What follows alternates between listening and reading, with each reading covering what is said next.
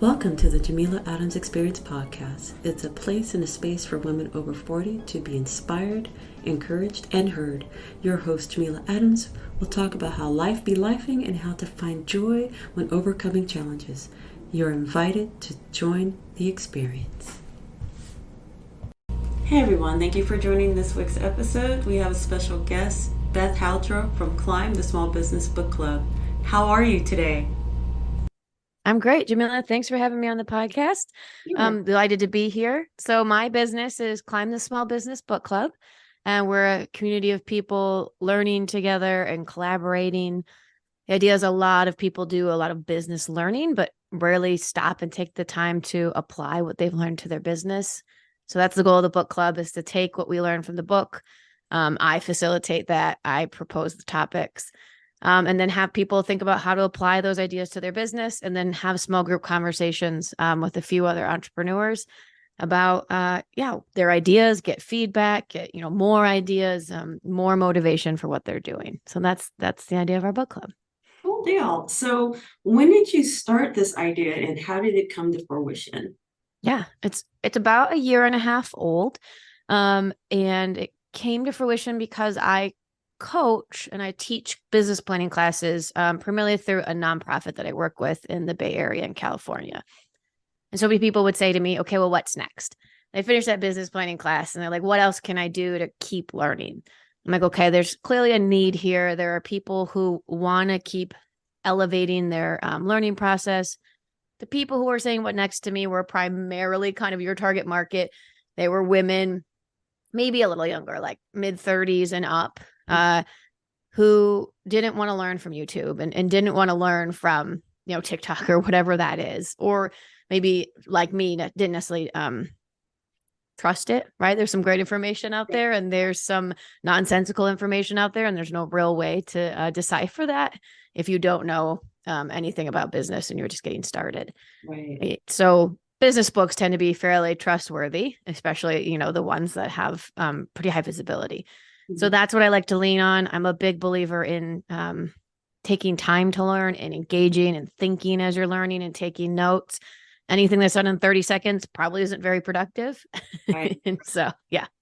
that is where the idea came from. Oh, cool. Because for me, honestly, I call myself, I'm a learner. I love learning new things. In fact, I think, honestly, if you're not growing, you're not learning, you're dead, because it may not be just ideas, because everybody gets stuck. Unfortunately, after you hit a certain age, you think your way is the only way, and that's obviously not correct, because I think we should be able to learn in cycles, and whatever we learn we should be able to pass on. So that's awesome. And it's just how we come across and teach people things, and I find that is my passion. I always love to teach my clients, it's my business. I want them to learn how to run their website and put things together. So talking about that, what is your passion? What kind of drives you to keep pushing onto this? Yeah. Similarly, I love teaching, and, my dad's a teacher. I always tutored in like college and grad school as my, side job. And I kept being like, but I'm not going to be a teacher. I went away from it. I got office jobs. Then I came back. I was actually a teacher in Korea at a university for 4 years. And when I came back to the US, I went away from it again. And I was a director of operations for a startup accelerator for LGBTQ entrepreneurs. But the end of the day, teaching always called. I love it.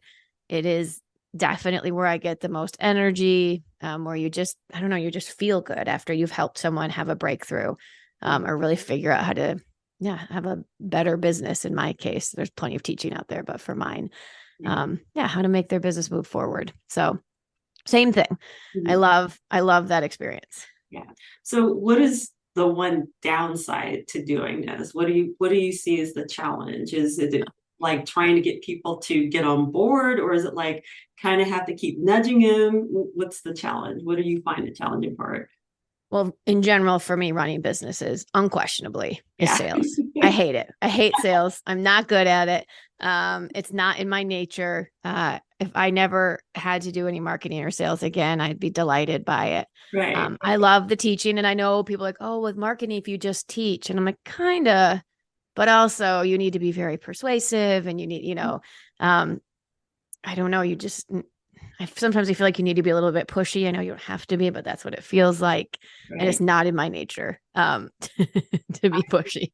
I understand that completely because, like, for me, before I, started my business, I did do advertising sales and for a community-based newspaper. So, yeah, you do kind of have that, like, just just buy the product here. Here's a picture. Here's a sign up. But you have to be persuasive, and it's just like I hate this part, but overall, it's one of those things you have to learn the role and get into it and just slowly just kind of immerse yourself into it. And I think honestly, reading books, especially business books nowadays will help get you through it. So I just find it that I have to make time to read, and that is like the vein of my existence Mm. right now. So when do you have time to read?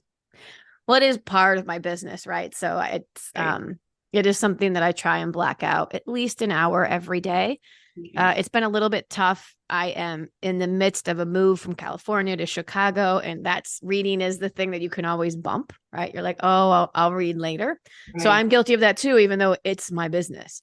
Um, and so I will be, but pre-move, pre kind of the madness, it was just a consistent pattern. I read every day Right. from 10 to 11. And then what I wasn't done with, I read over the weekend because I write blog posts about business books. So I have to get it done or I Right. won't have my content. Right. But for so many people, I say, a business book a month. Business books are not long, usually less than 300 pages, which means that's 10 pages a day, right? If you're doing it, you can get through a business book a month. Yeah. If you're a listener, right, there's lots of opportunity. I do think that the idea of listening to a business book at 2 times speed or 3 times speed while you're in traffic doesn't make a lot of sense to me. Right. The goal of it is not to say you finished it. The goal of it is to learn from it and find things to apply to your business. So I think better to do it slowly and generate ideas and stop and think and take notes Mhm. than to just blow through it and just check it off as something that's finished. I think I'd rather have my students read one book a month than 10 and get nothing out of that 10. So yeah. I understand that because, like, for me, I'm looking at my bookshelf and I'm like, oh, I need to start reading. So yeah, I know I have to do better. In fact, that was um my goal was to do less tech time or phone time, screen time, and to pick up a book. So that is my goal. I plan on doing that in the last couple of weeks. I haven't met my goal yet. Um, yeah, I get once I get done with because I work from home. Once I get done here, I walk out the door. So on the couch, it's like Yeah. on my phone. So my recommendation, and this comes not from, my knowledge, but from reading, Right, um, is to treat it. So people love Atomic Habits. I'm a more of a Tiny Habits girl, which they were released at the same time, right. but is committing to like pick up your book, like take it with you to the couch or wherever you're going, Okay, and that you're going to read one page. That's it. That's your habit is you're going to read one page because maybe you only read one page some days, but other days you're going to keep reading. And then that's how you start to create that habit of after I finish work, I read. Right. And let yourself, if it's one page, that's fine. You celebrate the fact that you read one page, you kept that habit going and you keep moving. But on the days when you do even more, that's amazing too. right. Um, I don't know any other way to start habits than that. And I'm so grateful we read Tiny Habits because it really has created all kinds of good habits in my life through those tiny little steps. You know what? I might have to pick that one up. And I've seen other influencers talk about that book. And so I'm just like, okay, I will have to put, the little check next to it that says, okay, one of the books to read. Um, so yeah, I do like this one book, and I probably shouldn't be able to say the name of it. No, it's fine. Yeah. What is it? The art of what is it called? The art. Oh, that's why you can't say the name of it. The Yeah. art of not giving a F. Yeah. Yeah. I think that's what it is. Yeah. Something along those I lines. Yeah. love that book because it teaches me how to less. But in the process of reading it, it did help me put things in perspective, not just personal, but business wise. And I ended up buying that book and giving it as a gift to my oldest son. Of course, he was intrigued by the name of it, but I just said, this helped me develop a certain mindset about things, because I used to let things bother me so much to the point to where I would get literally sick, like arms, Mm. things get all tight and wound up, and it's like, no, you shouldn't be living that way. And so finally, once I picked up the book and I started reading it, I was just like, wow, this makes sense. This is, and I even followed the guy's newsletter. I'll have to put that in the show notes because I can't remember the gentleman's name right now. I believe it's Mark Manson, but I'm not sure. But yeah, it helped me. So I'm a firm believer, when you read a book that has some sort of positive mindset, something that makes you think, that is great, especially a business book, which I do have to make myself um, read more to get Hmm. myself more acclimated, because sometimes I feel like, wow, I'm doing this all by myself. There's got to be some sort of roadmap, and there really isn't a roadmap when you start a business. I mean, obviously, and that's good to have some sort of business book, especially to kind of give you the ins and out. Because once you start, it's in this entrepreneurial journey. It's like, wow, what do I do next? Have you found that challenge? Yeah, 100%. And there are books out there that are kind of like how to write your business plan, kind of roadmap, like understanding at least what each little piece of your business that you need to consider. They're very rarely very in depth because one book couldn't cover all the things that you need to know. But I think they're valuable if you're starting, if you're that kind of person who, I love making candles, or I love knitting, or I have this skill, but I have no idea what it takes to run a business. Mhm. And starting off with those books that are like, you need to be thinking about legal, human resources, marketing, sales, branding, and really kind of give you an overarching description of what those things might be, and then digging into each one of those things further with further learning. I think those are valuable. But you're right, there's no magical book out there that's like, this applies to every business and every industry and everyone will be better. If they read it, and if anyone tells you they have that book, then they're full of BS and move along, right? Move Any YouTube along. video, all of those things, right? Move along. Um, I'm so done with the magic fixes. I had a student once say to me, well, I just want a business that's really easy to run and will make me a lot of money. I was like, oh, okay. Well, if I knew what that was, I would be doing it. I wouldn't be here with you right now. Right? Go pay some YouTube video person $1,000 and they'll tell you some nonsense about how to get rich quick. But I don't have that information for you. Yeah. But yeah, I don't have a perfect book, but I did want to mention not a perfect book on how to run business, but another book that's great about mindset and just kind of motivational. It's called Everything is Figureoutable Mhm. by Marie Forleo. Um, it's funny. People love her. She is too much energy for me in person. I am exhausted like 5 minutes into listening to her. I'm a total introvert. And I'm like, calm down. Please just calm down. Yeah. But her book, I obviously then I can put it in my own voice as I read it, is wonderful. And I had in my book club, I feel like I don't think the people who I'm referencing would feel bad about this. A little bit like, a little older, a little grumpy, whatever, a little cynical. And they were like, I love this book. It's the best. Right. So even for the cynic out there who thinks they don't need these kind of self-help books, Everything is Figureoutable. My guess is you'll like it and it'll be meaningful. So that's a book I definitely recommend. Awesome. I will definitely make a note of that. So, other than books, do you listen to other podcasts that kind of get you going? What do you listen to? I know this is going to be a scandal. I am not an oral learner. It's in one ear, out the other. I stopped paying attention. Everyone's like, you got to listen to audiobooks. I'm like, I lose focus. And suddenly 15 minutes later, I realize I missed what they were talking about. Right. I really am, there's all these spectrums, and on the visual versus audio learning, I am fully on the visual side. Yes. So my podcast listening is all comedy and just things to make me laugh. So yeah, Okay. I don't actually have any podcasts that I listen to.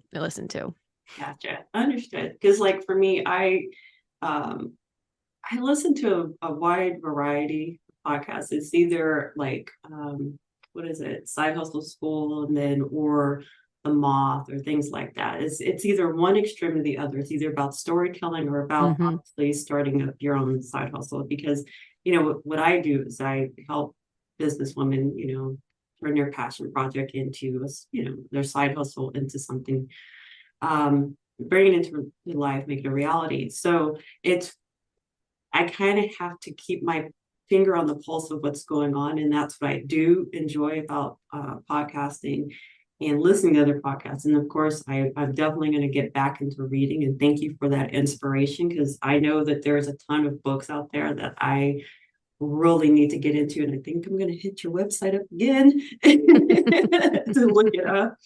So as we come to a close, I just want you to tell us how we can reach you. Is there a website we can go to check you out or anything?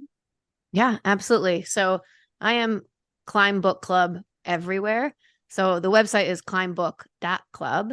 And then Instagram, Facebook, LinkedIn, and YouTube, I'm Climb Book Club.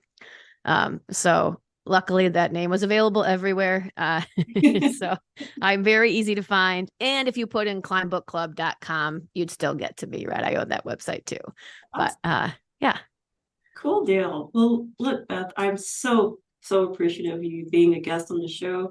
I definitely will keep up with you, and I'm pretty sure we're going to talk a little bit more because, like I said, I want to pick your brain on certain books to help me do better. So I hope that the audience can find some knowledge from you and contact you. So the whole goal of this podcast is obviously to build community and to just let people know that they exist, and all these ideas can go somewhere.